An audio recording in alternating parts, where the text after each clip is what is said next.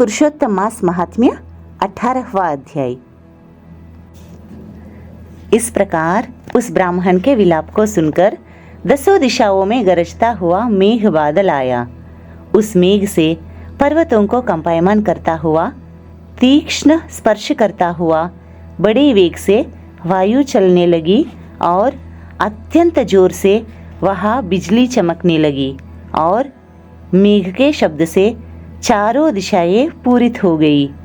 इस प्रकार 1 मास तक ऐसा जल बरसा कि सारी पृथ्वी जल से भर गई, परंतु पुत्र शोक की अग्नि से तपे हुए उस ब्राह्मण को कुछ भी मालूम न हुआ।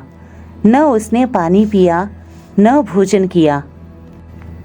पुनः पुनः इस प्रकार पुकारते हुए ही उसको सारा मास व्यतीत हो गया।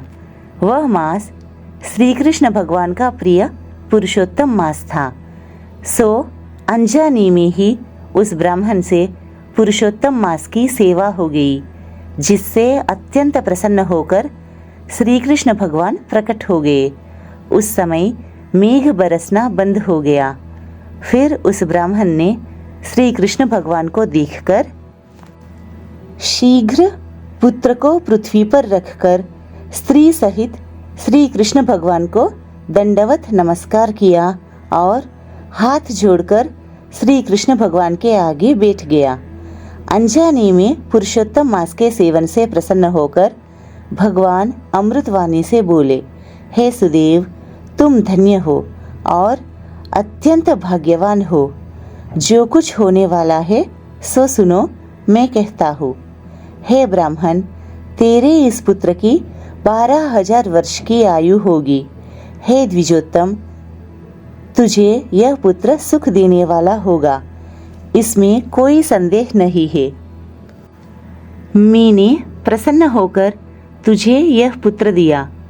नारायण कहने लगे, हे नारद, भगवान के इतना कहने पर वह ब्राह्मण पुत्र जीवित होकर उठ बैठा और ब्राह्मण और उसकी स्त्री दोनों ही पुत्र को देखकर महा आनंदित हुए और देवता भी पुष्पों की वर्षा करने लगे। शुकदेव ने उन दोनों माता पिता तथा श्रीहरि को नमस्कार किया और गरुड़ भी पुत्र सहित ब्राह्मणों को देखकर अत्यंत प्रसन्न हुआ। तब ब्राह्मण आश्चर्ययुक्त होकर श्रीहरि को नमस्कार कर हाथ जोड़कर गदगद वाणी से संशय काटने के लिए आनंद सहित भगवान से पूछने लगा, भगवान, मेरे 4,000 वर्ष तक निरंतर महाकठिन तप करने पर आपने जो कठोर वचन मुझसे कहे थे कि मेरे 7 जन्मों में भी पुत्र का सुख नहीं है, उस वाक्य के उल्लंघन हेतु और मरे हुए पुत्र को जीवित करने का क्या कारण है? श्री पुरुषोत्तम मास महात्म्य 18वां अध्याय समाप्त। जय श्री कृष्ण।